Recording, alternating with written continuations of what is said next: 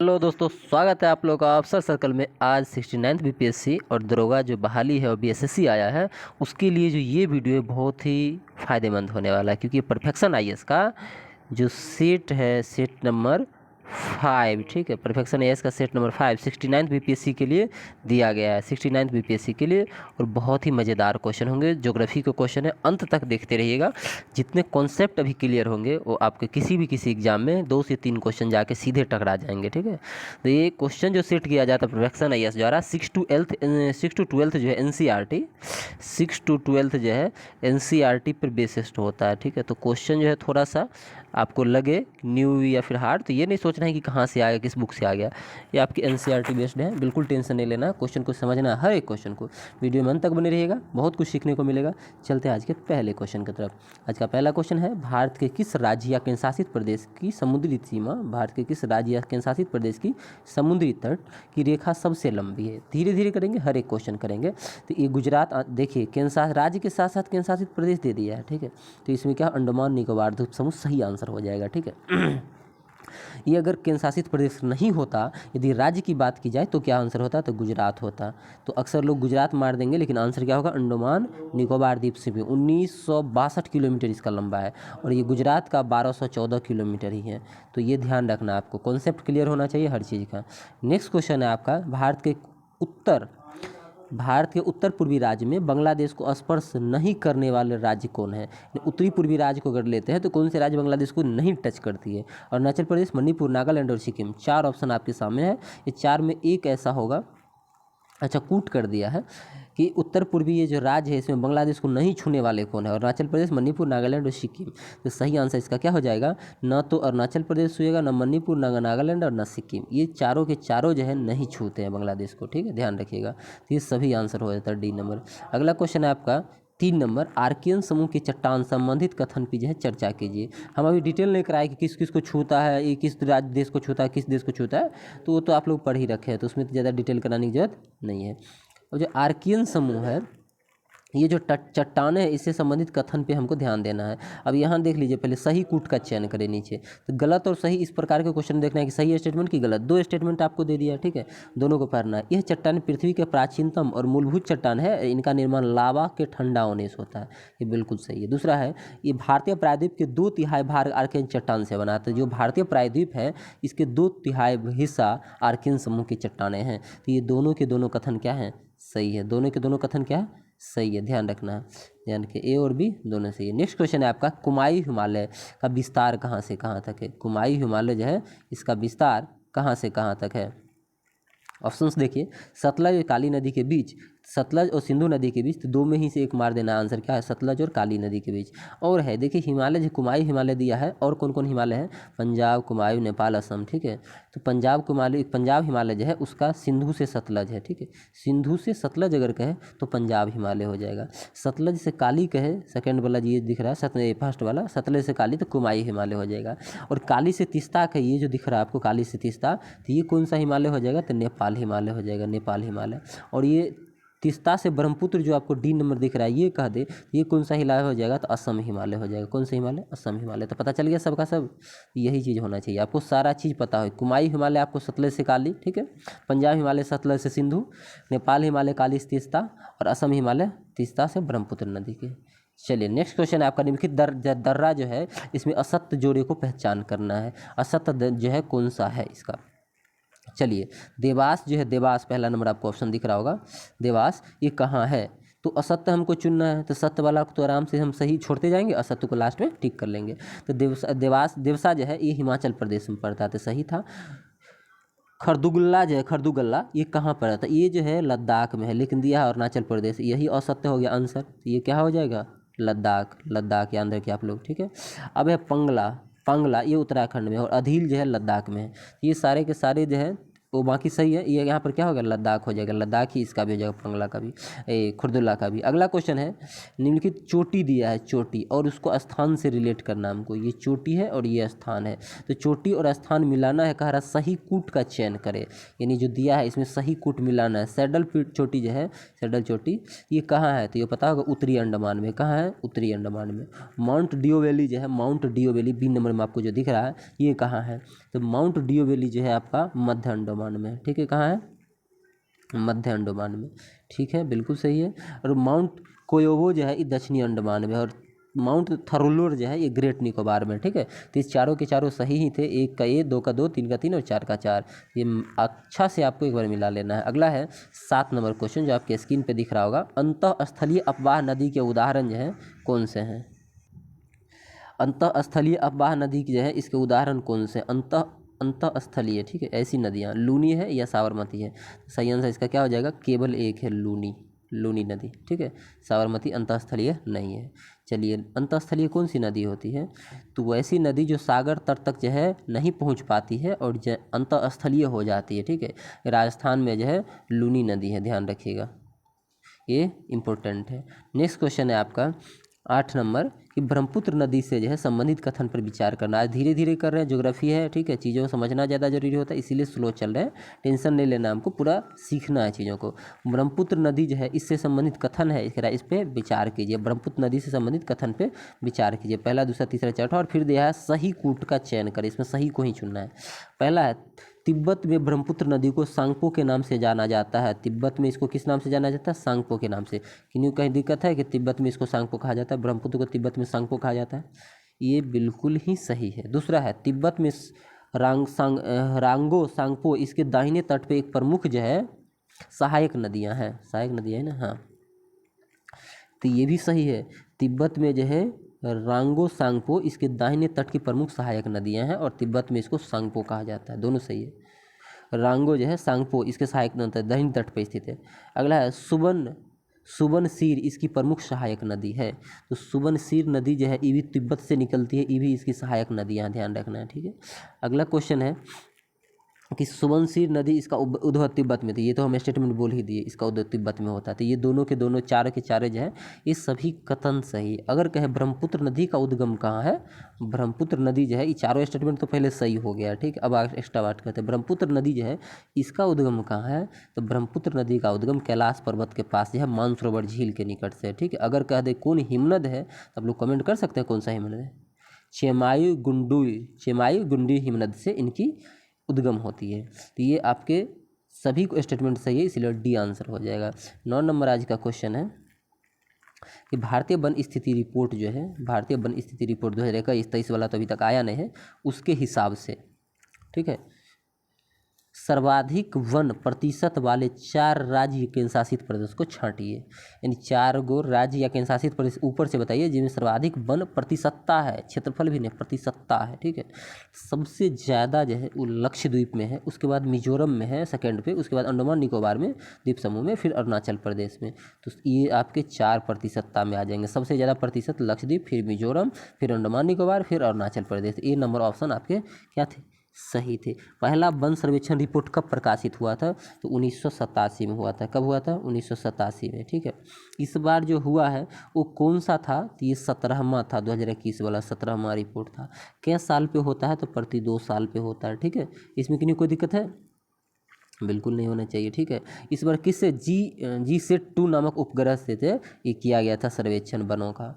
चलिए, सर्वाधिक वन कहाँ पाया जाता है? कमेंट कर सकते हैं आप लोग, ठीक है।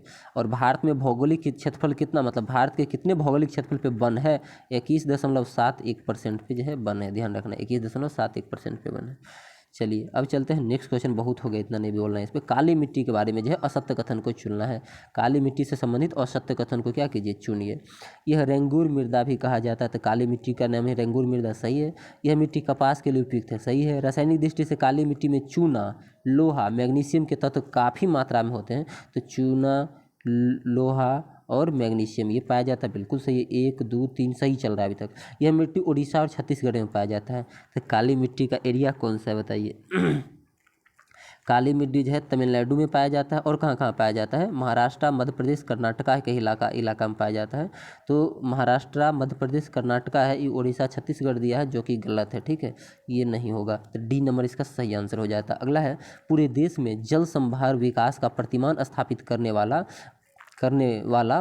स्थान रेलेगन सिद्धि किस प्रदेश में? गुड। पूरे देश में जल संभर विकास प्रतिमान स्थापित करने वाला रिलेगन सिद्धि किस प्रदेश में, किस राज्य में है? तो सही आंसर हो जाएगा महाराष्ट्र में है रिलेगन सिद्धि। कौन सा है? महाराष्ट्र। महाराष्ट्र के अहमदनगर में जो है ये रिलेगन सिद्धि एक छोटा सा गांव है, ध्यान रखना। कैसा गांव है? छोटा सा गांव है। यही है जल संभर विकास उदाहरण प्रस्तुत किया है, ध्यान रखना। चलिए अगला क्वेश्चन है, यानी 1975 से ही इसकी शुरुआत की गई थी इस गांव में जल संभर विकास की, ठीक है। अगला क्वेश्चन है, पता चल गया अहमदनगर का है, ये महाराष्ट्र का। चावल के संबंध में असत्य कथन को चुनना है। चावल है इसके संबंध में। अब पहला स्टेटमेंट इसका देखिए, पश्चिम बंगाल में चावल की तीन फसलों की कृषि की जाती है। हाँ, तीनों समय जो है, मतलब तीन जो फसली होती है कि ओस, अमन और बोरो, ठीक है। ओस, अमन और बोरो इसको कहा जाता है। 3 फसल की कृषि की जाती है WB में चावल की तीनों टाइम, ठीक है। अगला है, शेष भारत में चावल रबी फसल के रूप में उगाया जाता है। तो शेष भारत में रबी होगा कि खरीफ होगा? तो ये गलत है, 2 नंबर गलत है, यही पूछ रहा था सत्य। ये खरीफ हो जाएगा यहाँ पे रबी की जगह, ठीक है।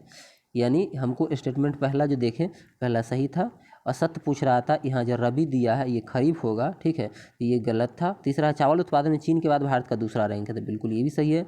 चावल की 300 से अधिक किस्में हैं जिसमें विभिन्न कृषि जलवायु प्रदेश में उगाई जाती है। बिल्कुल 3,000 से अधिक क्या है, किस्म है चावल का जो अलग अलग जलवायु प्रदेश में उगाई जाती थी, ये भी सही था। ये सभी के सभी सही थे, ध्यान रखिएगा।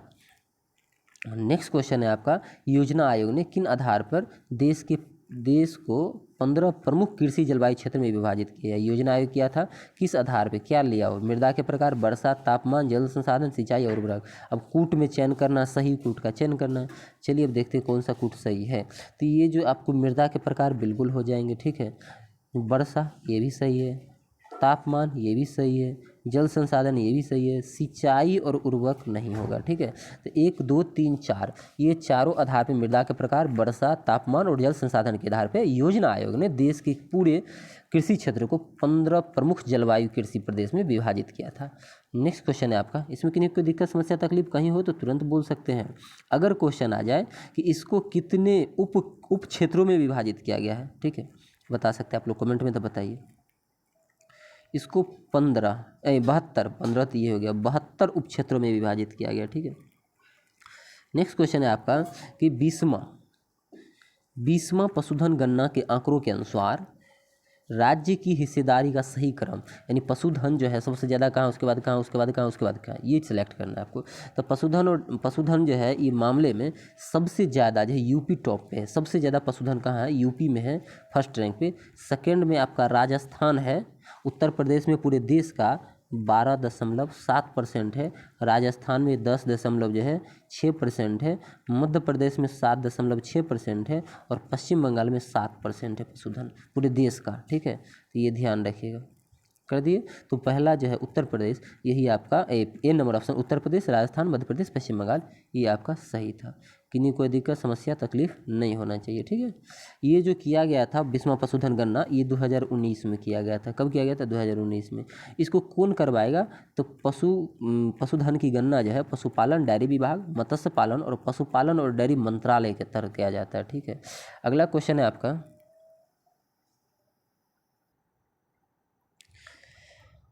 अगला क्वेश्चन है आपका 15 नंबर, 14 तो हो गया, 15 है कि ये कह रहा है सुमेलित कीजिए, ठीक है। 15 कह रहा है सुमेलित कीजिए। अब आपके सामने जो है बहुउद्देशीय परियोजना है और इसकी नदियाँ हैं।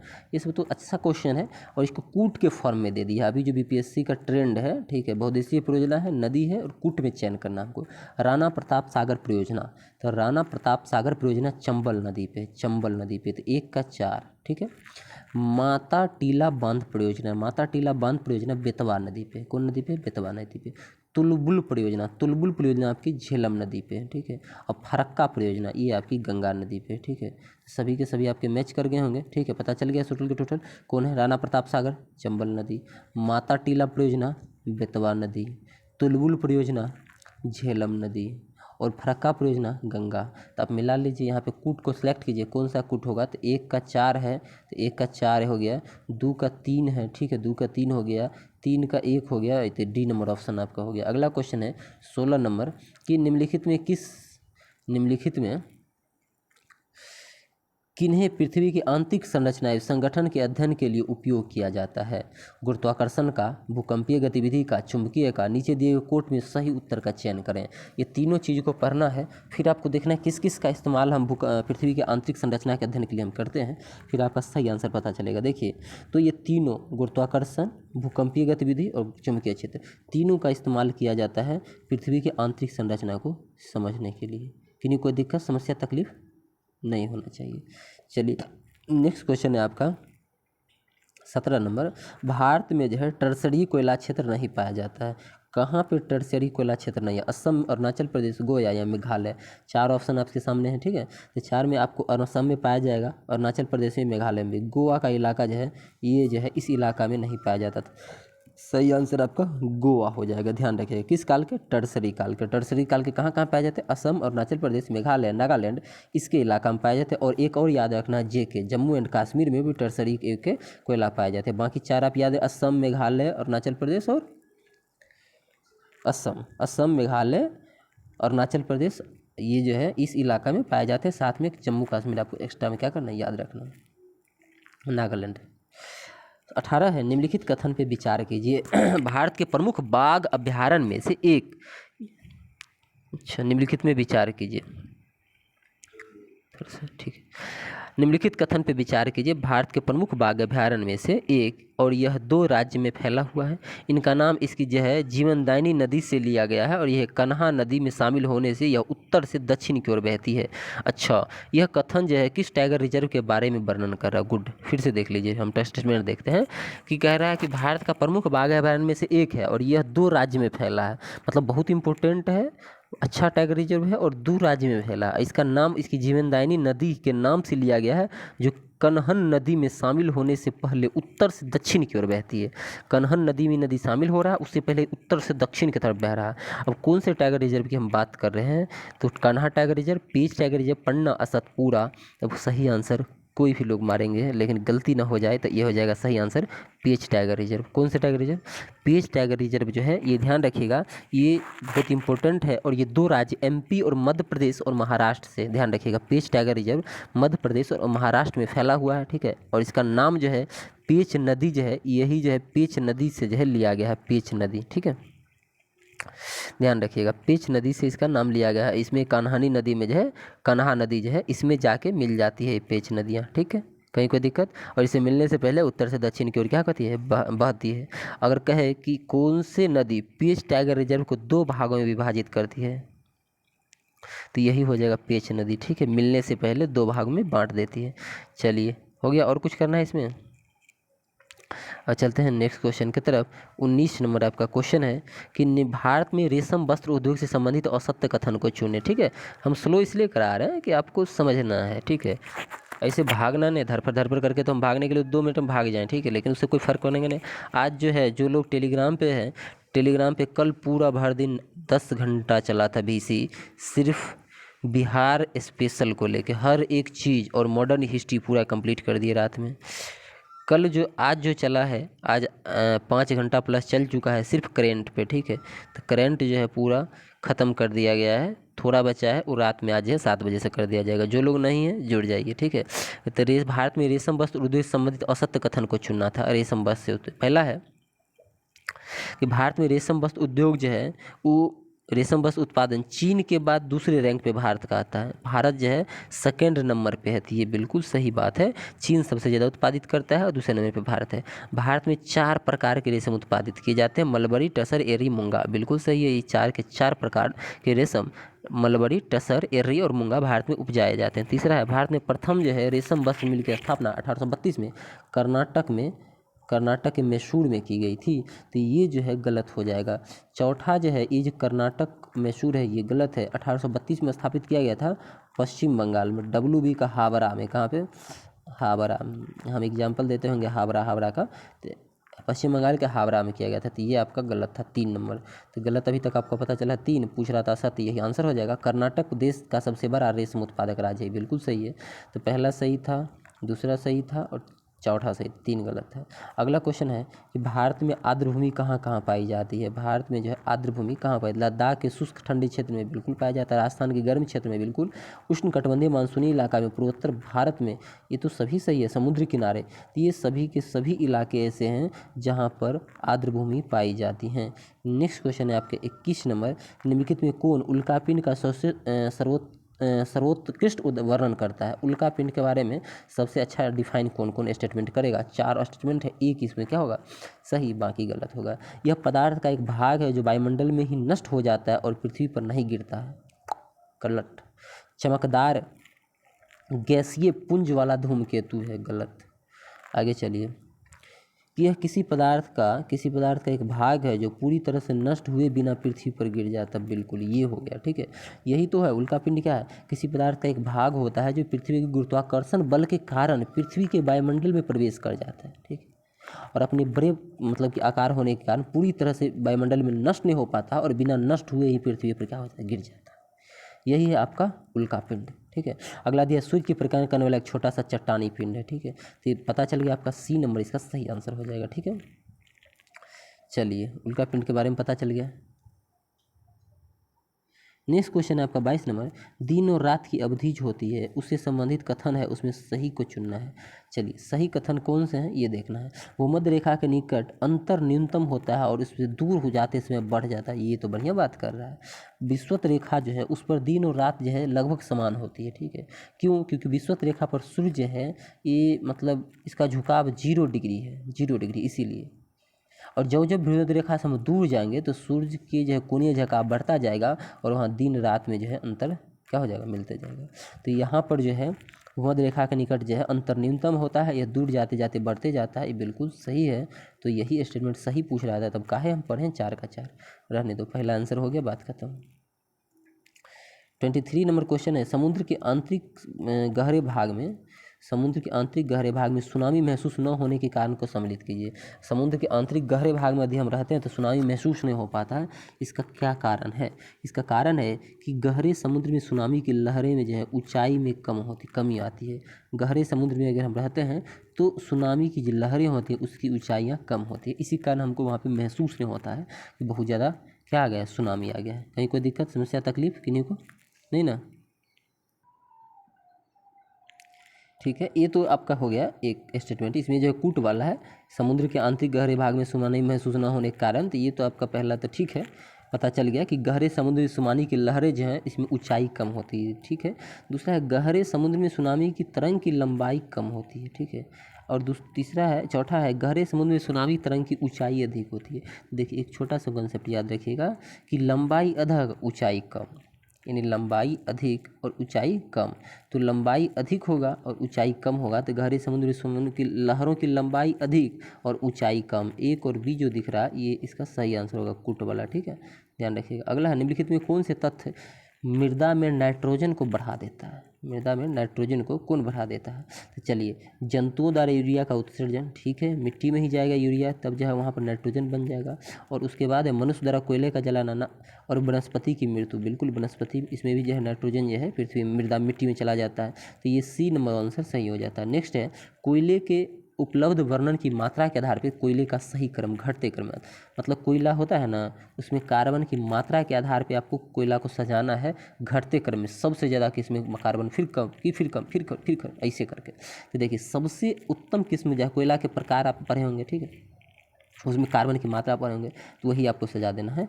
सबसे ज़्यादा मात्रा होता है एंथ्रासाइट में, किस में होता है, एंथ्रासाइट में। उसके बाद होता है बिटुमिनस में, फिर लिग्नाइट में, फिर पिट कोयला में। सबसे घटिया कोयला पिट होती है, आप लोग को पता होगा। तो इसमें जो है बहुत कम कार्बन की मात्रा होती है, सबसे ज़्यादा एंथ्रासाइट में होता है। तो एंथ्रासाइट, फिर बिटुमिनस, फिर लिग्नाइट और फिर पिट। किन्हीं कोई दिक्कत समस्या तकलीफ किन्हीं का नहीं। चलिए, नेक्स्ट क्वेश्चन है आपका 26 कि पृथ्वी की संरचना से संबंधित असत्य कथन का चयन करें। असत्य कथन का चयन करें पृथ्वी के संरचना संबंधित। पृथ्वी की सतह की सबसे ऊपरी परत को भूपट्टी कहते हैं, बिल्कुल कहते हैं। भूपट्टी की औसत मोटाई महासागर के नीचे भी, महाद्वीपों के नीचे इसकी मोटाई 50 किलोमीटर तक होती है।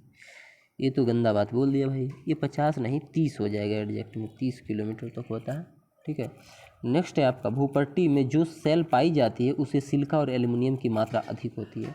ये सही है कि इसमें जो है सिलिका और एल्युमिनियम की मात्रा होती है इस सेल में, भूपट्टी पे जो सेल होता है। हिमालय पर्वत श्रेणी के नीचे भूपट्टी की मोटाई लगभग 70 किलोमीटर तक है। ये भी सही है। हमको जो गलत पूछा था, ये 50 जो दिया है वहाँ पे क्या होना चाहिए था, 30 होना चाहिए था। बी नंबर ऑप्शन जो है ये महासागर के नीचे ये 30 होगा, ठीक है 30। और ये हिमालय पर्वत श्रेणी में 70 सही है, सिलिका में एल्युमिनियम और सेल में सिलिका और एल्युमिनियम सही है। और ये जो है आपका ऊपरी पद भूपट्टी ये भी सही है, तो 26 का बी हो जाएगा। 27 है भूकंप के विश्व वितरण संबंधित असत्य कथन को चुनिए, ठीक है। अब आपके ऑप्शन हैं परिप्रशांत पेटी में सर्वाधिक भूकंप आते हैं, तो बिल्कुल सही है, परिप्रशांत पेटी में सबसे ज़्यादा भूकंप आते हैं।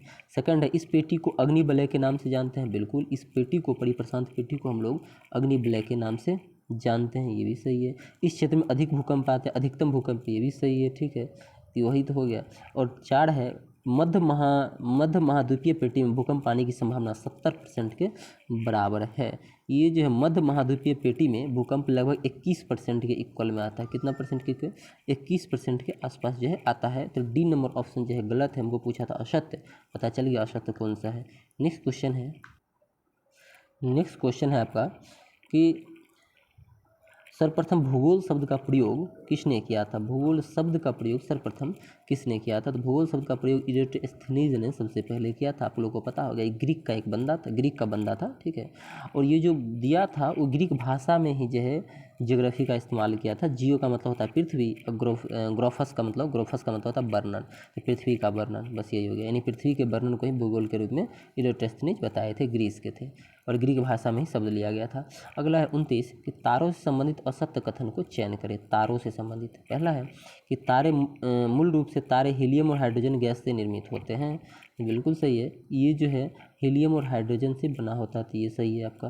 तारे के पास अपनी ऊष्मा और प्रकाश होता है, तो तारे के पास अपनी ऊष्मा और प्रकाश होता है। सूर्य भी एक प्रकार का तारा है, हम लोग को जला रहा है, ठीक है। तो ये चलिए, सौरमंडल के उपरांत पृथ्वी के सबसे निकट का तारा प्रैक्सिमा सेंचुरी है। सौरमंडल के जो है पृथ्वी के सबसे निकट का तारा प्रैक्सिमा सेंचुरी है, तो ये बिल्कुल आपके सही है, प्रैक्सिमा सेंचुरी है। अगर है सूर्य के प्रकाश को पृथ्वी तक पहुंचने में लगभग 50 सेकंड लगता है, देख रहे हैं बदमाशी, देख रहे हैं ना, कितना सेकंड लगता है? लगभग 500 सेकंड, 499 सेकंड ये दे चलता है, तो 50 है तो गलत हो गया, तो 3 नंबर आंसर हो जाएगा। नीचे दिए गए ग्रहों के सूर्य से घटती दूरी के क्रम में व्यवस्थित करना है, यानी घटते दूरी में पृथ्वी, बृहस्पति, मंगल और शुक्र, 4 ऑप्शंस आपके हैं। तो अभी इसको कैसे सजाइएगा, देखिए सूर्य से दूरी के क्रम में अगर आप देखेंगे तो ऐसे आपको याद होगा, बुध, फिर शुक्र, फिर पृथ्वी, फिर मंगल, फिर बृहस्पति, फिर शनि, फिर यूरेनस, फिर नेपच्यून, ऐसे याद होगा आप लोग। अब इसी को हमको कह दिया कि 4 दे दिया उठा के, वैसे सजाना है। तो देखिए सबसे पहले अगर हम चलते हैं बुध से, तो बुध के बाद कौन आ रहा है? बुध के बाद आपके शुक्र आ रहे हैं, तो ऑप्शंस में बुध रहे थे, सबसे पहले शुक्र को लेंगे, नहीं 4 नंबर को लेंगे, तो 2 ही ऑप्शन अब आ रहे हैं, 2 ऑप्शन में कोई एक होना है। और शुक्र के बाद अगर आ जाते हैं तो पृथ्वी आता है, तो 1 आएगा, तो 4 के बाद 1, यहीं पे हमको आंसर मिल गया, ठीक है। 4 फिर 1 फिर 3 और फिर 2, तो ये आपका आंसर सी नंबर हो जाता है। नेक्स्ट क्वेश्चन है आपका 31 नंबर कि क्यूपर बेल्ट से संबंधित असत्य कथन को चुनें। क्यूपर बेल्ट, यह बेल्ट की खोज 1992 में की गई थी, ठीक है। पहला, इस बेल्ट की खोज जो है 1992 में हुआ था, बिल्कुल सही है। यह धूमकेतु के आवागमन जो है, मतलब धूमकेतु जो होते हैं उसका आगमन इन्हीं बेल्टों में होता है, बिल्कुल सही है। क्यूपर बेल्ट जो है अमोनिया, मीथेन और बर्फ पाया जाता है इस बेल्ट में, बिल्कुल सही है। यह बेल्ट मंगल और बृहस्पति कक्षा के बीच पाया जाता है। ये यदि मंगल और बृहस्पति के बीच पाया जाता है, ये आपका गलत है, ठीक है। ये मंगल और बृहस्पति के बीच नहीं पाया जाता है। यह क्या है? मलबे का एक पट्टी है जो क्षुद्र ग्रह के समान पाया जाता है और बर्फ की ये बनी होती है, तो ये मंगल और बृहस्पति वाला कांड गलत हो जाएगा।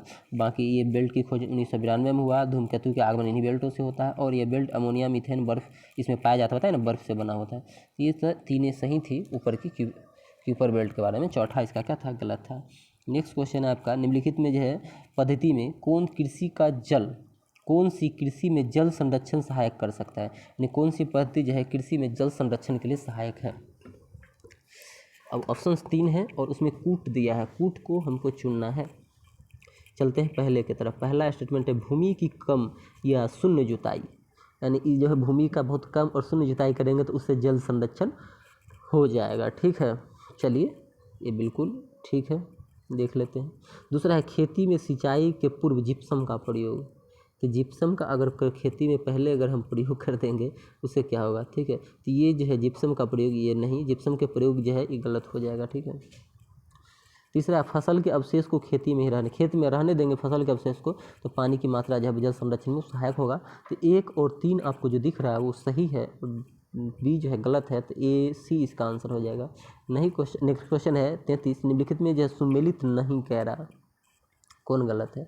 पनमा नहर, स्वेज नहर, कील नहर, ठीक है। तो पनमा नहर किस किस के बीच है, तो पनमा नहर आपका जो है नहीं कह रहा है ना, हाँ नहीं है, गलत पूछ रहा है, हाँ वाला मारना है। देखिए पहला है पनमा नहर, तो पनामा नहर कहाँ से कहाँ, अटलांटिक महासागर जो है, मतलब प्रशांत महासागर को अटलांटिक महासागर से जोड़ती है, प्रशांत महासागर अराल लिखा है, तो पहला गलत है, ठीक है।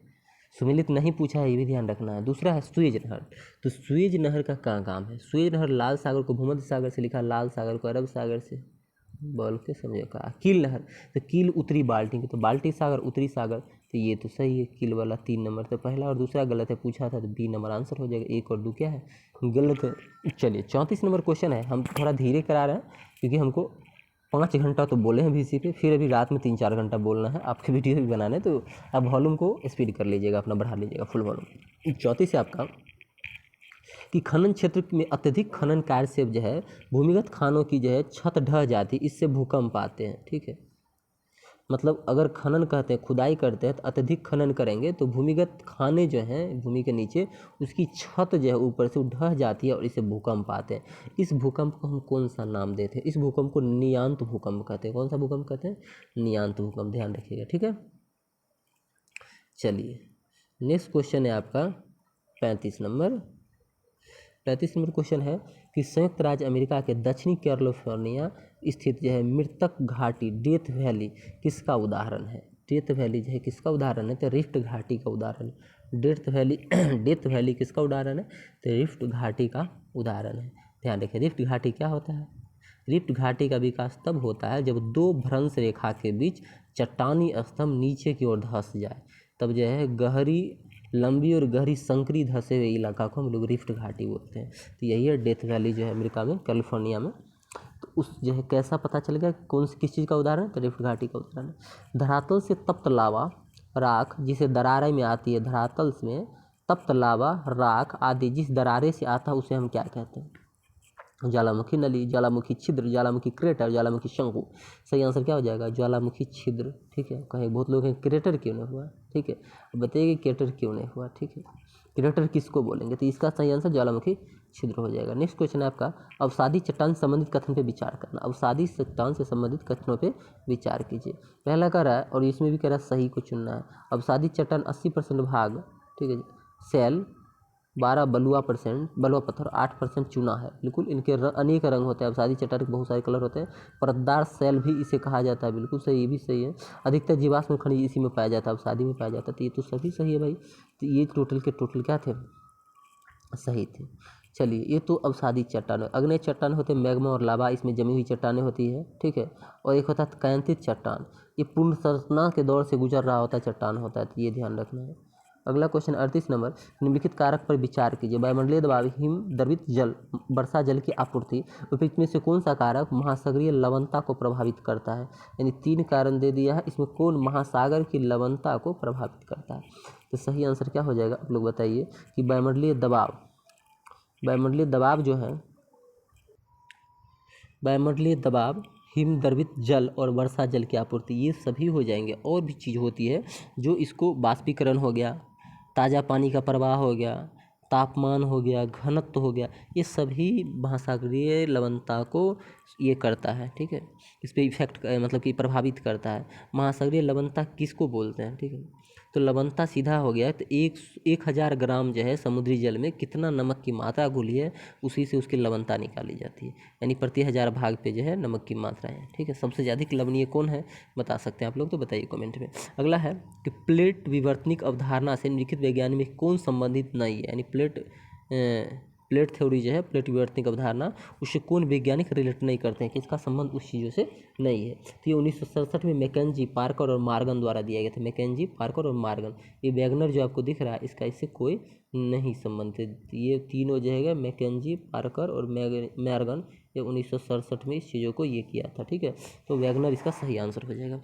40 नंबर क्वेश्चन है आपका कि देखिए अब ये जो है पर्वत है, स्थिति है उसकी। देखिए पर्वत और स्थिति ये मिलाना है। एपेनाइन जो है, एपेनाइन पर्वत, सियरा माद्रे डेल सुर, एटलस या तिये नसान, ये 4 पर्वतें ABCD है और इसके ऑप्शन से देश दे दिए हैं। आपको बताना है कि सही सम्मिलित कौन है। एपेनाइन जो है ये इटली दिया है। एपेनाइन कहाँ है? इटली में, बिल्कुल। सियार माद्रे डेल सुर ये मैक्सिको में है। एटलस उत्तरी पश्चिमी अफ्रीका में है। और तियनसान जो है ये दक्षिणी मध्यस्का में। तो अभी एक दूसरे से मिले ही हुए थे, एक का 1, 2 का 2, 3 का 3, 4 का 4।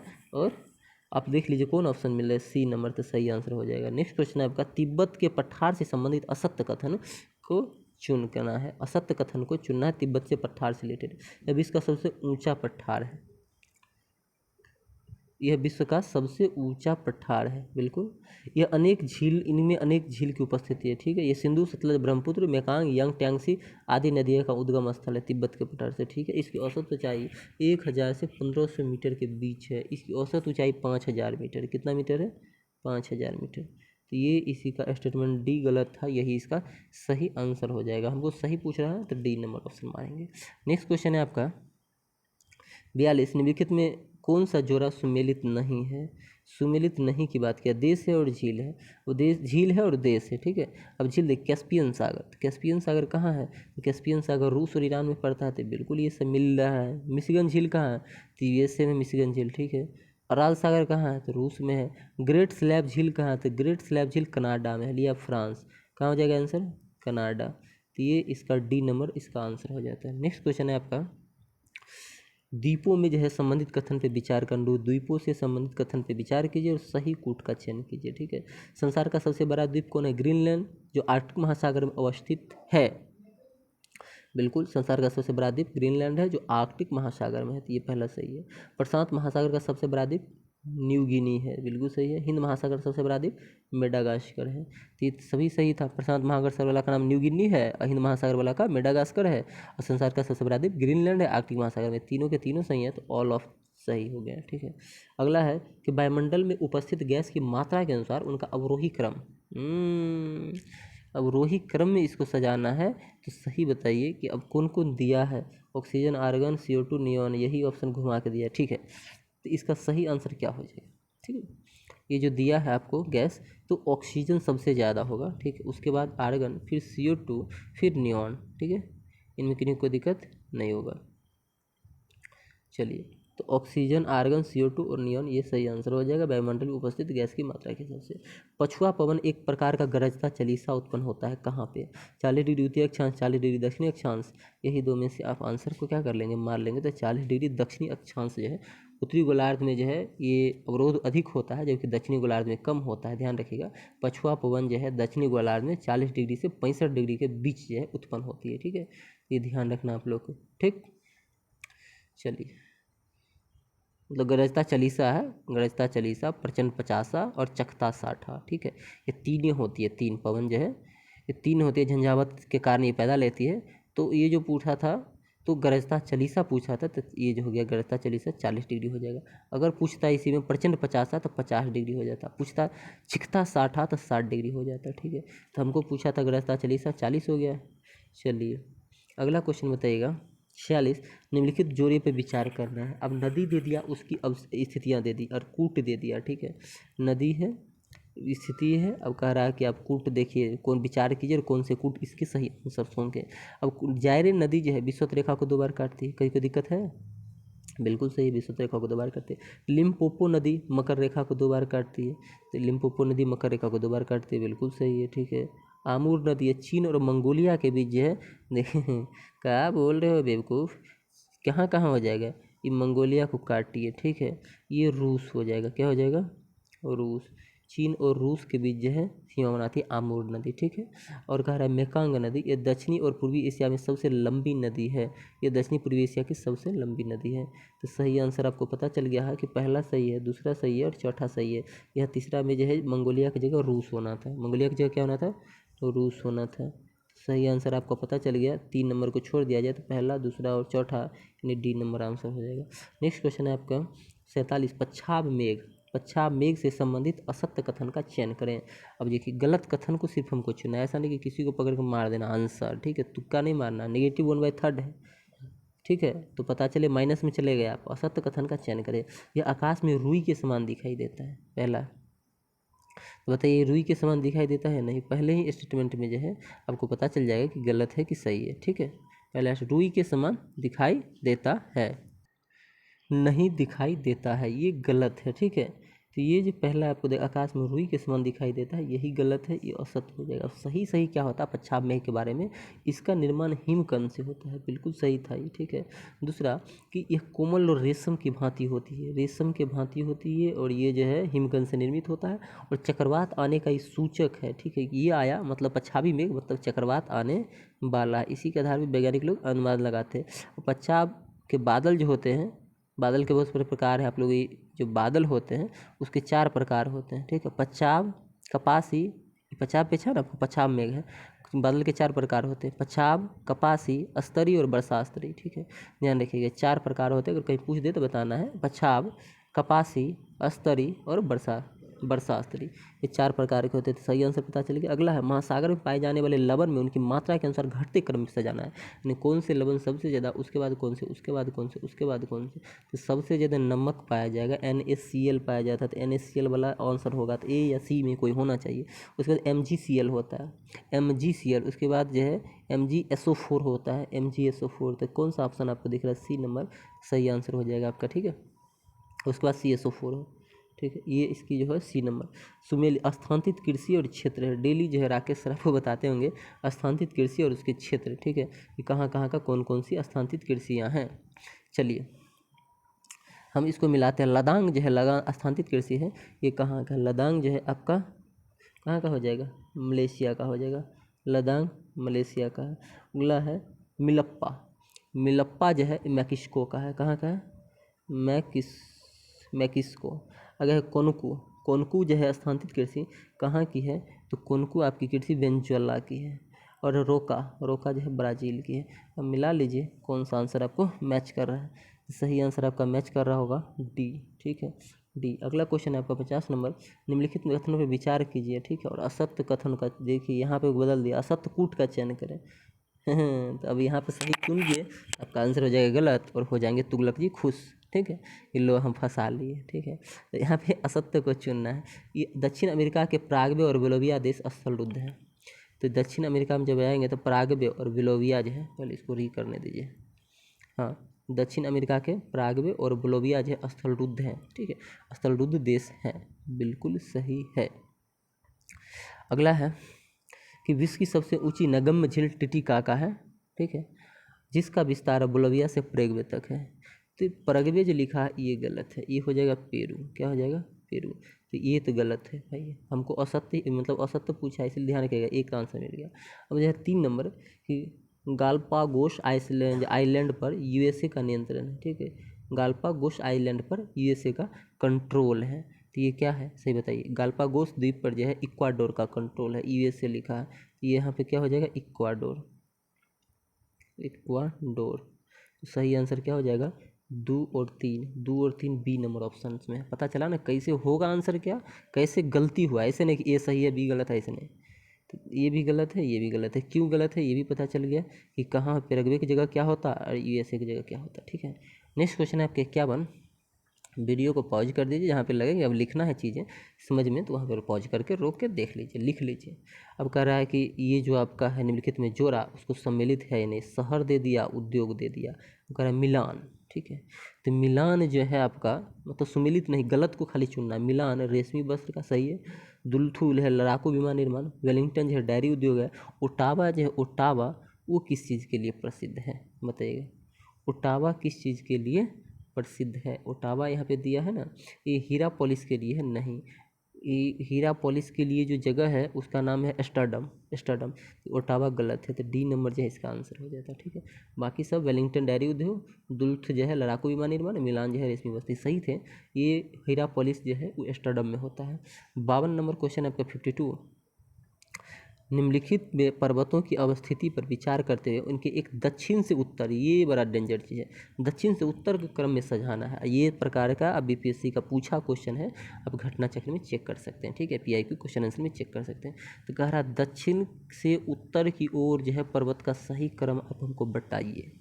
देखिए सबसे पहले कौन होगा, दोदा बेटा है, वे कौन कौन है, धौलागिरी, कैलाश, दोदा बेटा, विंध्याचल। तो सही इसका जब आंसर आप हम करेंगे तो सही आंसर हो जाएगा सबसे पहले अगर हम दक्षिण में आते हैं तो दोदा बेटा। उसके बाद जब बढ़ते हैं दक्षिण से थोड़ा सा आगे, दोदा बेटा से आगे तो कौन सा, विंध्याचल। और उसके आगे जो हो जाएगा धौलागिरी, उसके आगे कैलाश हो जाएगा। तो कौन से ऑप्शन दिख रहे हैं आपको, देखिए तो दोदा बेटा, विंध्याचल, धौलागिरी और कैलाश। बी नंबर ऑप्शन आपको दिख रहे होंगे, दोदा बेटा, विंध्याचल, धौलागिरी और कैलाश। ठीक है, तो दोदा बेटा तमिलनाडु में है, नीलगिरी पर्वत की सबसे ऊंची चोटी। विंध्याचल पर्वत को गुजरात से लेकर यूपी तक फैला है, एमपी यूपी में इलाका में फैला है विंध्याचल पर्वत। तो ये आपको उसके बाद आ जाएंगे। ठीक है, बिहार तक भी है विंध्याचल पर्वत, बिहार के कैमूर हिल्स जो है इसी का हिस्सा है। चलिए, और उसके बाद जो है विंध्याचल हो गया, और आते हैं उसके धौलागिरी, उसके बाद आता है, क्योंकि ये नेपाल में, नेपाल के इलाका में पड़ता है, महान हिमालय का हिस्सा है धौलागिरी।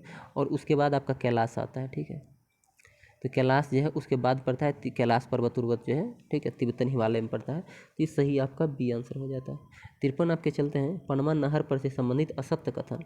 ये चेक करना है कि सत्य पूछ रहा है, सत्य पूछ रहा है, क्या पूछ रहा है, फिर स्टेटमेंट पढ़ना है। इसी प्रकार का हूबहू क्वेश्चन आपको 69th में 30 तारीख को देखने मिलेगा। ठीक है, उस टाइम ऐसे ही सोच सोच के नहीं मारे तो नेगेटिव इतना ले लीजिएगा कि खुद को आप नेगेटिव में पाइएगा। ठीक है, माइनस में मार्क्स आ जाएगा। ठीक है, बहुत लोगों का देखिएगा, तुगलक जी स्टेटमेंट देंगे कि देखिए इतना बच्चा हमारे माइनस में घुस गए हैं। ठीक है, तो यह जो है पनमा नहर में हमें देखना है।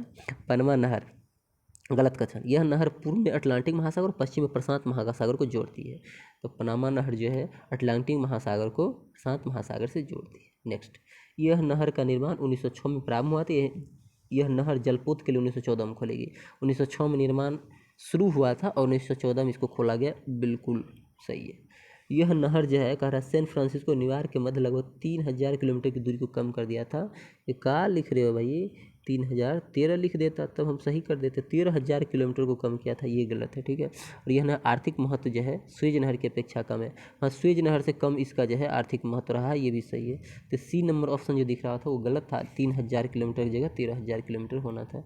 नेक्स्ट क्वेश्चन है आपका 54 नंबर, नंदा देवी स्थित है। अब तनी धक धका के मारते हैं हम लोग। नंदा देवी कुमाई हिमालय का सबसे ऊंची चोटी है। ठीक है, कहीं को दिक्कत पूछ रहा, नंदा देवी है तो कुमाई हिमालय में है। ठीक है, इसी सबसे ऊंची चोटी मानी जाती है। अच्छा, कुमाई हिमालय किसके बीच है, सतलज से काली, तुरंत बताया ऊपर में, सतलज से काली। चलिए 55 है, अरुणाचल हिमालय जो है, अरुणाचल हिमालय की कौन सी नदियाँ, अच्छा अरुणाचल हिमालय पर, एक सेकेंड यार पढ़ने दो पहले। अरुणाचल हिमालय का विस्तार जो है कहाँ कहाँ है, इसमें नदियाँ प्रवाहित हो रही है, नदी भी दिया, कामांगे, सुबनसरी, दिहांग और दिबांग। चलिए बहुत अच्छा, सही कूट को चयन करें।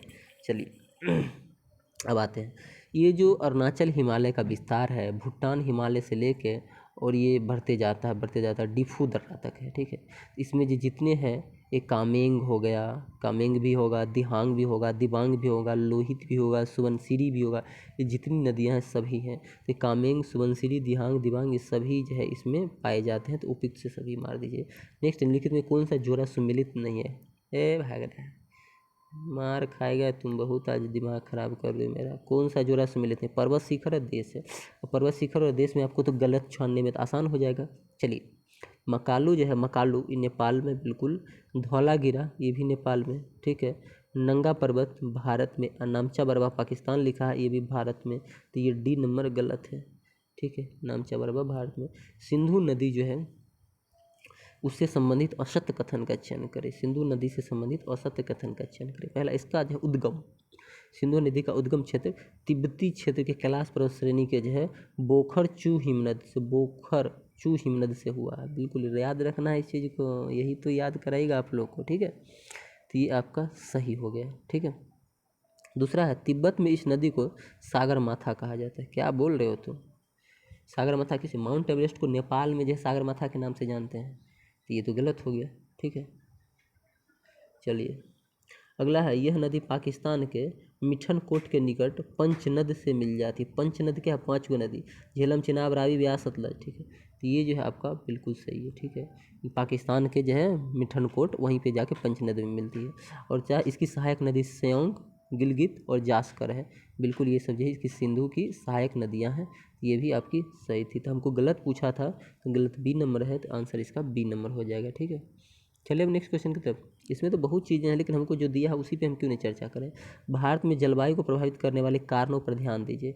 किस किस के कारण जलवायु प्रभावित होता है? तो जलवायु प्रभावित करने वाले बहुत कारण हैं, ठीक है। अक्षांशीय स्थान हो गया, हिमालय, प्राकृतिक भूगोल, ऊपरी वायु प्रसंरचना, एल नीनो, लाल नीनो। एल नीनो होता है तो लाल नीनो भी होता है, ठीक है। उष्णकटिबंधीय चक्रवात, पश्चिमी विक्षोभ, बहुत सारी चीज़ें। हम ऑप्शंस में देखते हैं, फिर पता चलेगा। चलिए ऑप्शन से आपके अक्षांश, बिल्कुल ये भी करेगा। हिमालय पर्वत, ये भी करेगा। समुद्र से दूरी, ये भी करेगा। समुद्र से ऊंचाई, भी करेगा। ये चार के चारों करेंगे, ठीक है। D number option.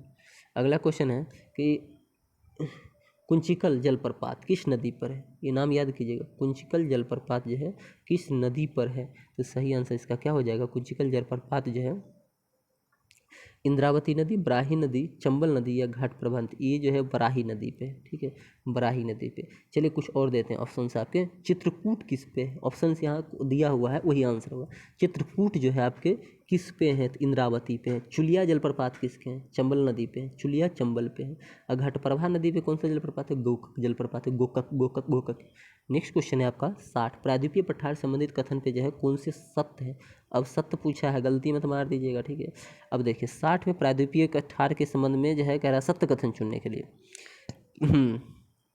सामान्यतः प्रायद्वीप पठार की ऊंचाई पश्चिम से पूरब की ओर घटती जाती है। पश्चिम से पूरब जब जाएगा तो प्रायद्वीपीय पठार की ऊंचाई धीरे धीरे कम होती जाती है। दूसरा है, काली मिट्टी मुख्य रूप से प्रायद्वीपीय पठार के पश्चिमी और उत्तर पश्चिमी भाग में पाई जाती है। तो ये दोनों के दोनों स्टेटमेंट सही है, ठीक है। अगला क्वेश्चन है, निम्नलिखित जोड़े पे विचार कीजिए। यही भी सही चुनना है। नीरू मीरू जल और आप कार्यक्रम आंध्र प्रदेश द्वारा चलाया गया है। दूसरा है, अरवारी पानी संसद अलवर राजस्थान का है, ठीक है। अब देखिए दोनों सही। अरवारी पानी संसद योजना ये भी अलवर राजस्थान का है। नीरू मीरू जल और आप कार्यक्रम आंध्र प्रदेश का है, ठीक है। कहीं कोई दिक्कत, समस्या, तकलीफ नहीं होना चाहिए। चलिए नेक्स्ट क्वेश्चन है आपका, यानी सी आंसर हो जाता। एशिया महाद्वीप में संबंधित जोड़े को सुमेलित करना। अच्छा, इसके लिए तो जगह देना पड़ेगा। अच्छा, इतना ही हो जाएगा, गुड। एशिया महाद्वीप से संबंधित जो है खरा जोड़े के बारे में आपको सिलेक्ट करना है कि कौन सा होगा, ठीक है। एशिया महाद्वीप जो है इसकी उत्तरी बिंदु जो है एशिया महाद्वीप की भारतीय के पर्वतीय महाद्वीप में ये इसको बोलते हैं चिलायु स्किन अंतरीप। बिल्कुल एशिया महाद्वीप की दक्षिणी बिंदु उत्तरी हो गया। अगर दक्षिणी बिंदु में ताजुंग पाई दक्षिणी को बोलते हैं। एशिया की पूर्वी बिंदु जो है दुजनेबे अंतरीप और एशिया महाद्वीप के पश्चिमी बिंदु जो है उसको बाबा अंतरीप बोलते हैं। तो ये सभी मिला हुआ था, सभी सुमेलित है। आप लोग को याद करना, एशिया महाद्वीप के उत्तरी बिंदु, दक्षिणी बिंदु, पूर्वी बिंदु, पश्चिमी बिंदु, ये आपके नाम हो गए, ठीक है। तब अच्छा से रट लीजिएगा, ठीक है। अच्छा चलिए 62 का ये आंसर हो जाता है। नेक्स्ट क्वेश्चन है आपका 63 नंबर। क्या है 63? अच्छा कह रहा है ये मैदान है, ये देश है भाई, मिला दो कौन सही है। मेकांग का मैदान, थोड़ा देर पहले ही पढ़ रहे थे। मेकांग का मैदान जो है म्यांमार के इलाका में पड़ेगा, म्यांमार। अगला है मीनाम का मैदान, मीनाम है दूसरा नंबर, ठीक है। तो मीनाम का मैदान थाईलैंड में पाया जाता है, थाईलैंड। सिक्यांग का मैदान जो है दक्षिण चीन का हिस्सा है। और सिंधु का मैदान पाकिस्तान का हिस्सा है। तब आपके ऑप्शंस देखिए, ऑप्शंस नंबर 1 मिल रहे हैं क्या? 1 का 3, 2 का 1, ठीक है, तो मिल रहे हैं। 64 नंबर क्वेश्चन है आपका कि निम्नलिखित कथनों पर विचार कीजिए और सही कूट का चयन कीजिए। पूर्वी तटीय मैदान और पश्चिमी तटीय मैदान की तुलना अधिक चौड़ा और ऊंचा है। आज कल ही ज्योग्राफी में हो रहा था ना। पूर्वी तटीय मैदान पश्चिमी तटीय मैदान की तुलना में अधिक चौड़ा भी और ऊंचा है। पूर्वी तटीय मैदान में बहने वाली नदियाँ यहाँ डेल्टा बनाती है, बिल्कुल पूर्वी तटीय मैदान में। और पूर्वी तटीय मैदान पर पतन और बंदरगाह का विकास कठिन है, मुश्किल है। सभी कथन सही है। नेक्स्ट क्वेश्चन है आपके, निम्नलिखित पर्वत में कौन सी अफ्रीका महाद्वीप में स्थित नहीं है। तो चलिए अब नहीं हमको ढूंढना है, बाकी सभी लोग होंगे, ठीक है। चलिए कैमरून पर्वत जो है, कैमरून पर्वत ये है, ठीक है। कैमरून पर्वत है। माउंट एल्गन ये भी है। कैमरून कहाँ है? माउंट एल्गन कहाँ है? ये भी है। और स्टालिन जो है आपके नहीं है। स्टालिन कहाँ है? तो ये रूस में। कहाँ है? रूस में, और रूस में, ध्यान रखना। और मुचिंग पर्वत ये भी है। आप लोग कैमरून कहाँ है, माउंट एल्गन कहाँ है अफ्रीका महाद्वीप में, और मुचिंग पर्वत कहाँ है, कमेंट कर सकते हैं, ठीक है। हमें बहुत खुशी होगी। अगला क्वेश्चन है, अफ्रीका महाद्वीप के देश के जो है, अफ्रीका महाद्वीप के देश जायरे से संबंधित असत्य कथन को चुनिए। जायरे से संबंधित असत्य कथन कौन सा है? ये जायरे नदी विषुवत रेखा को 2 बार काटती है, अभी तो पढ़े थे। वन प्राणी की अधिकता और विविधता के कारण जायरे को विशाल चिड़ियाघर कहा जाता है। जायरे जो है, जायरे को यहाँ इतना न जो है क्या मिलता है, वन्य प्राणी, जिस कारण इसको जो है विशाल चिड़ियाघर भी कहा जाता है। बिल्कुल सही है। और तीसरा है कि लुम्बुम शाही शहर को हीरे की राजधानी के रूप में जाना जाता है, ठीक है। तो हीरे की राजधानी के रूप में नहीं, इसको तांबा की राजधानी के रूप में जानता है।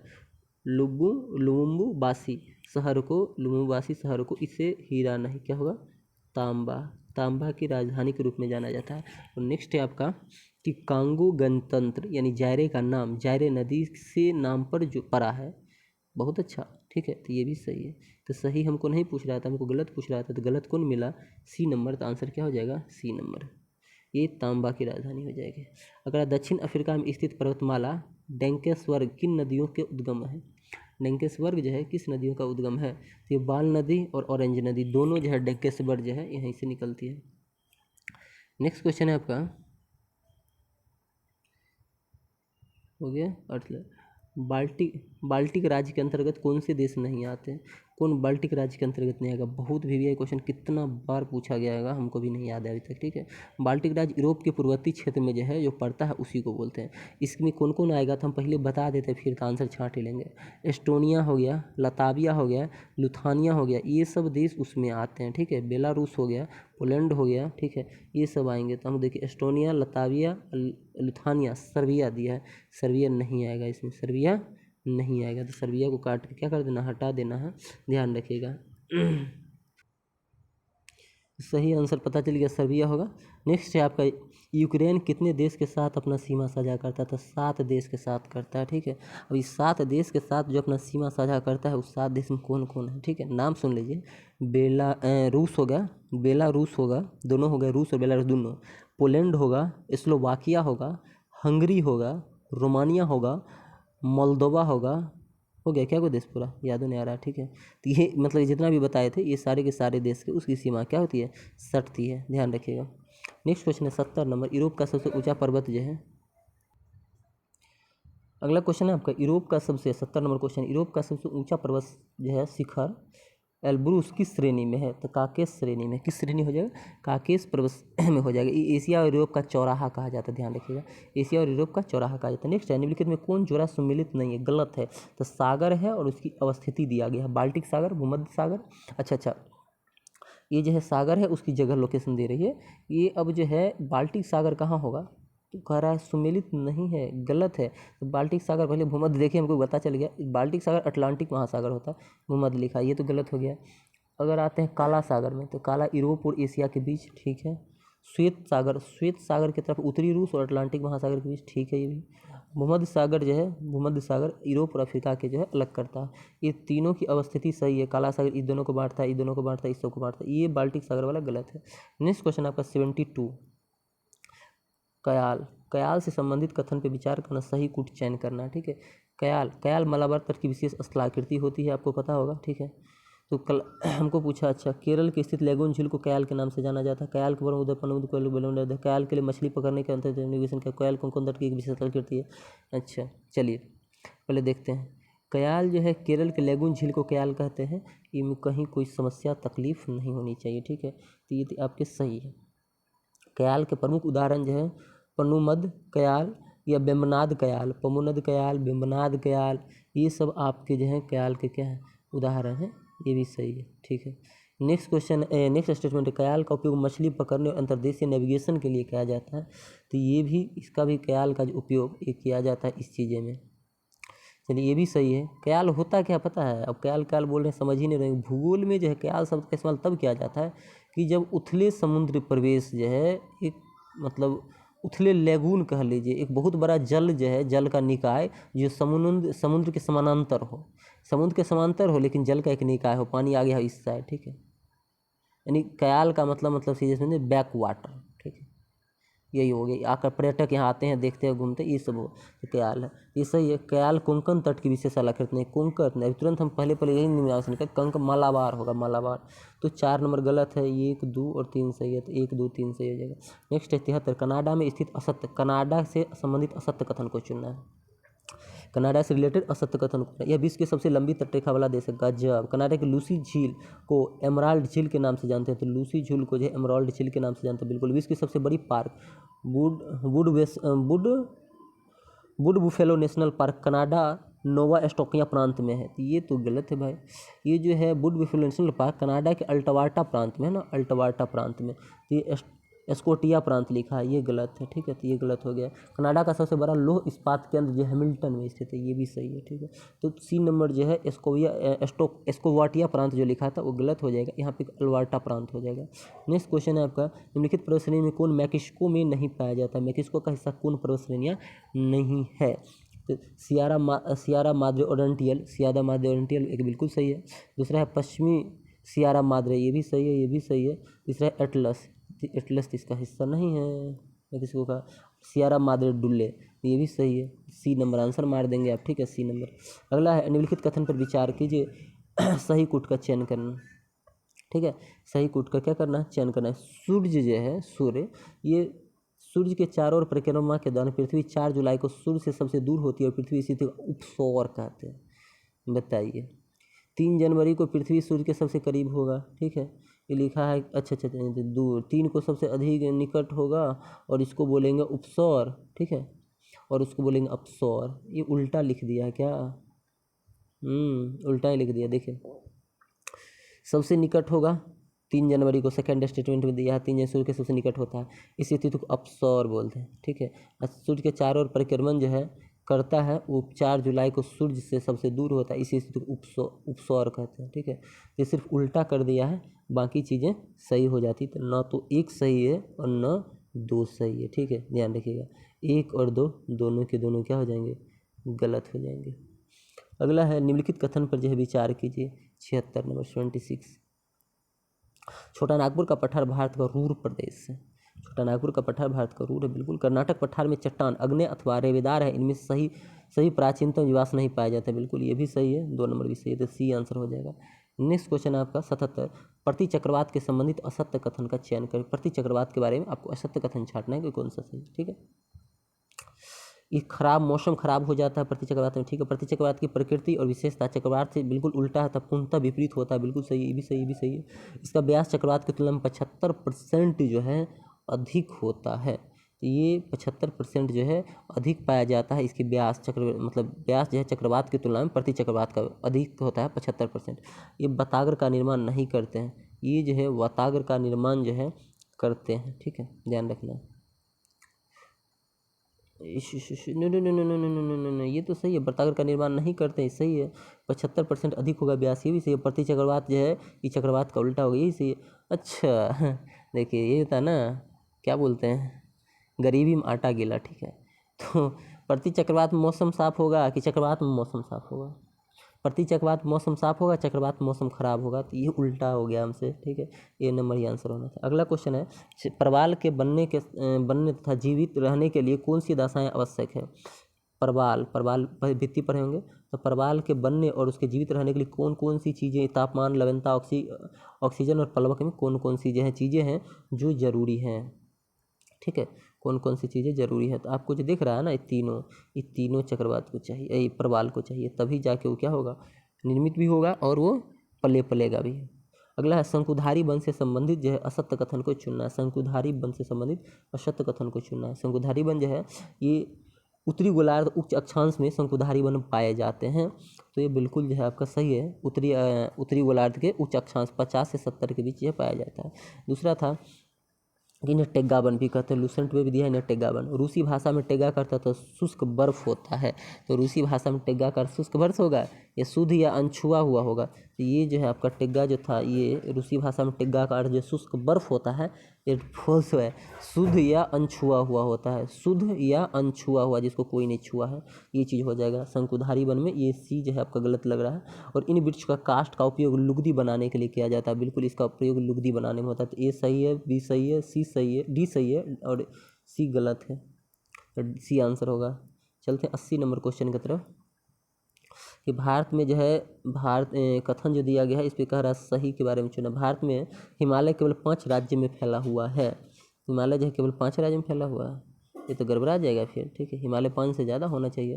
देखिए, जम्मू कश्मीर हो जाएगा, लद्दाख हो जाएगा, 2 हो गया, हिमाचल प्रदेश 3, उत्तराखंड 4, सिक्किम 5, अरुणाचल प्रदेश 6, बहुत हो गया। चलिए, ये 5 वाला तो गलत हो गया। पश्चिमी घाट केवल 5 राज्य में फैले हुए हैं। पश्चिमी घाट किस इलाका में? गुजरात, महाराष्ट्र 2 हो गया, गोवा 3, कर्नाटक 4, केरल 5, तमिलनाडु 6, ये भी गलत हो रहा है, ये भी 6 पहुँच गया, ये भी गलत है। पुलिकट झील केवल 2 राज्य जो है उसमें फैली हुई है, तो पुलिकट झील आंध्र प्रदेश से तमिलनाडु में है, ये आपका सही है, तो केवल 3 जो है सही है। नेक्स्ट क्वेश्चन है आपका, निम्नलिखित में कौन सा एक चूना पत्थर की स्थलाकृति से संबंधित है? चूना पत्थर से जो है कास्ट मैदान जो है चूना पत्थर का जो है मैदान है, ध्यान रखिएगा। नेक्स्ट क्वेश्चन है आपका 82, कपास से संबंधित कथन पे विचार करना। कपास से संबंधित कथनों पे विचार कीजिए। पहला है, कपास की उत्कृष्टता के आधार पर रेस की लंबाई के आधार पर इसको उत्कृष्ट माना जाता है। रेशा किसका सबसे बड़ा होगा? भारतीय कपास में रेशे की लंबाई 2.5 सेंटीमीटर से कम होती है, ये भी सही है। पहला और दूसरा सही। विश्व में सर्वाधिक कपास निर्यात देश चीन करता है, सबसे ज़्यादा यूएसए करता है, यूएसए। तो तीसरा जो है गलत है, हमको पूछा था सही बताने, तो 1 और 2 सही है। नेक्स्ट क्वेश्चन है आपका, सर्वाधिक जन घनत्व वाले देश का सही से घटते, अच्छा जन घनत्व मतलब जनसंख्या घनत्व 2019 के हिसाब से सही क्रम बताना है, घटते हुए, पहले सबसे बड़ा, उसके कम, उसके कम, उसके कम। जनसंख्या घनत्व जो दिया है ऑप्शन आपको, हांगकांग, सिंगापुर, मकाऊ और मोनाका। देखिए, मोनाका का सबसे ज़्यादा है 26,150, मकाऊ का उसके बाद है 21,420, सिंगापुर का हो जाएगा उसके बाद 8292, हांगकांग का हो जाएगा 7082। तो सही आंसर इसका हो जाएगा B, Monaco, Macau, Singapore, Hong Kong. El और ला नीनो, तुरंत बोले तो अल और ला नीनो, इसके मध्य अंतर क्या है? हम लोग उधर सोच रहे थे, इधर देखिए क्वेश्चन छुपा हुआ था। अल और ला नीनो के बीच अंतर क्या होगा, इस पर विचार आपको करना है। अल के दौरान व्यापारिक पवनें कमजोर होती है और गर्म जल पूर्व की ओर प्रवाहित होती है, जबकि ला नीनो शक्तिशाली प्रशांत व्यापारिक पवन पश्चिमी की ओर बहती है। तो पहला ही तो हमको सही लग रहा है भाई। अल नीनो का दौरान व्यापारिक पवनें कमजोर होती है और गर्म जल पूर्व की ओर प्रवाहित है, जबकि ला नीनो शक्तिशाली प्रशांत, ये सही लग रहा है। ठीक है, अल नीनो घटना भारतीय मानसून को मजबूत प्रदान करती है, जबकि ला नीनो भारतीय मानसून को कमजोर करती है। ठीक है, तो ये गलत है, पहला ही सही है। ठीक है, चलिए नेक्स्ट क्वेश्चन है, निम्नलिखित में असत्य कथन को चुनना है। 85 नंबर क्वेश्चन पे आ चुके हैं हम लोग। असत्य कथन को चुनना है, पहले ही टिक कर लीजिए। यह कोयला, भारत में कोयले का कुल संचालित भंडार 98% गोंडावना कोयला क्षेत्र से प्राप्त होता है। बिल्कुल, गोंडावना से 98% जो है, बिल्कुल। गोंडावना युगीन कोयला बुटिमिनस प्रकार की, भी सही है। तीसरा, भारत में सर्वाधिक महत्वपूर्ण गोंडावना कोयला क्षेत्र दामोदर घाटी में जो है पाया जाता है, तो ये भी सही है। मतलब यह कोयला भारत के उत्तर पूर्व राज्य में प्रचुर मात्रा में पाया जाता है, तो ये उत्तर पूर्व राज्य में प्रचुर मात्रा में नहीं पाया जाता है, तो ये डी आंसर हो जाएगा, क्योंकि यही असत्य पूछ रहा था, तो असत्य के कारण डी आंसर हो जाएगा। 86 हो गया आपका, तमिलनाडु को नेवेली कोयला क्षेत्र कोयले के किस किस्म के लिए जाना जाता है? तमिलनाडु में जो है नेवेली कोयला किस्म लिग्नाइट है, ध्यान रखिएगा, नेवेली कोयला। हम ज़्यादा बात नहीं करेंगे इस पर। 87 है, दक्षिणी पूर्वी एशिया के दक्षिण से उत्तर की ओर जाने पे नीचे की ओर नगर का सही क्रम आप बताइए। कितना डेंजर क्वेश्चन है। सबसे पहले आपको जकार्ता मिल जाएगा, दक्षिण से उत्तर की ओर जाएंगे तो जकार्ता, उसके बाद सिंगापुर, उसके बाद बैंकॉक, उसके बाद हनोई, इसी नंबर ऑप्शन हो जाएगा। नेक्स्ट है आपका 88, भारत में शीर्ष 4 शहरी जनसंख्या वाले राज्य का परसेंटेज में घटता हुआ क्रम बताइए। ठीक है, 4 को अगर लेंगे, ये कौन कौन है? केरल, महाराष्ट्र, गोवा, मिजोरम। तो सही सबसे पहले कौन आएगा? गोवा आएगा, फिर मिजोरम आएगा, फिर तमिलनाडु आएगा, फिर केरला आएगा, ये नंबर ऑप्शन। 89 है आपका कि अरावली श्रेणी के संदर्भ में जो है 2 कथन दिया है, कह रहा है कि सही कूट का चयन किया। विश्व का सबसे प्राचीन बलत पर्वत की अवशेष प्रतिनिधित्व करती है, तो ये जो है पहला तो सही है भाई।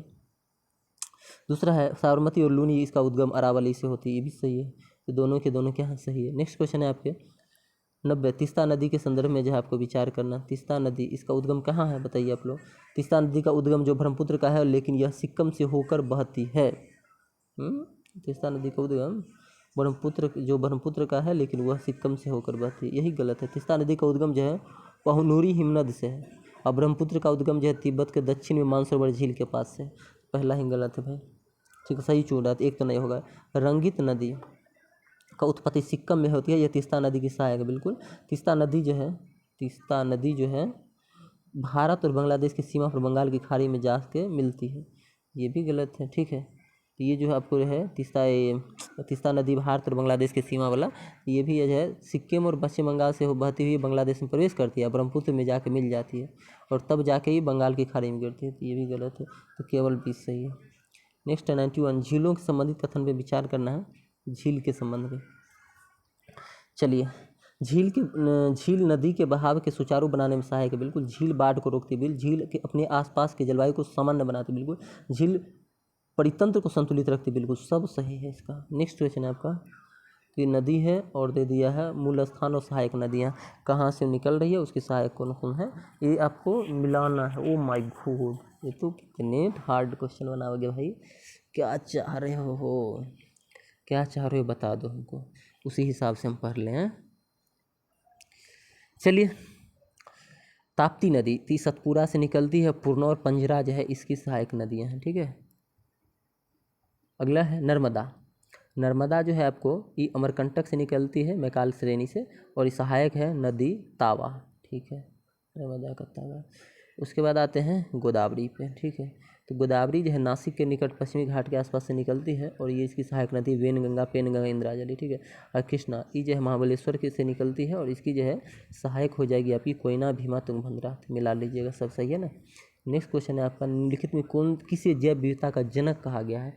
जैव विविधता का जनक जो है एडवर्ड ओ विल्सन को कहा गया है। किसको, एडवर्ड ओ विल्सन को। नेक्स्ट क्वेश्चन है 94, दिल्ली में जोधपुर से अधिक वर्षा होती है। हाँ ये ठीक है दिल्ली में जोधपुर से अधिक वर्षा होती है, क्यों बताओ क्यों, दिल्ली से जोधपुर में ज़्यादा वर्षा क्यों हुआ बताओ। क्योंकि चलिए मजाक आ गया था। ये जो है उत्तरी भारत में वर्षा की मात्रा पश्चिमी पूर्व की ओर घटती जाती है ना। उत्तरी भारत में वर्षा की मात्रा बढ़ती है ना। उत्तरी भारत में वर्षा की मात्रा पूर्व से पश्चिमी की ओर घटती जाती है। ये सही है, सी नंबर। अगला है आपका 95, निम्नलिखित कथन में असत्य का चयन करना। असत्य कौन सा है। यह नदी और उसकी सहायक नदी और प्रवाहित क्षेत्रों को अपवाह द्रोणी कहते हैं। एक नदी और उसकी सहायक नदी और उसके अपवाहित क्षेत्र है उसको ही अपवाह द्रोणी कहते हैं। ठीक है, अगला है अपवाह द्रोणी दूसरे से अलग करने वाली सीमा को जल विभाजक कहते हैं। ये भी सही है। ठीक है, चलिए हमको गलत पूछा है, ये भी ध्यान रखना है। ठीक है, बड़ी नदियों को अपवाहित क्षेत्र का जल संभर कहते हैं। बड़ी नदियों के अपवाहित क्षेत्र को जल संभर कहते हैं। छोटी नदी नाला को जो है अपवाहित क्षेत्र होता है उसको जल संभर कहते हैं। उल्टा कर दिया है, ये छोटी नदी वाला होता, ये गलत है। नदी द्रोणी का आकार बड़ा होता है जबकि जल संभर का आकार छोटा होता है। ये भी सही है, पता चला ना कौन गलत था, सी नंबर गलत था। नेक्स्ट है आपका 96, भूमध्य सागरीय कृषि से संबंधित तथ्यों पर विचार करना। ठीक है, चलिए, इस क्षेत्र में अंगूर से उच्च गुणवत्ता वाली शराब का उत्पादन किया जाता है। सही है, भूमध्य सागरीय कृषि दक्षिणी कैलिफोर्निया और चिली के मध्य भाग, ऑस्ट्रेलिया के दक्षिणी भाग में भी विभाजित होता है। तो दोनों सही है। अगला है 97, दुनिया का पहला देश जिसने जल विद्युत का विकास किया था।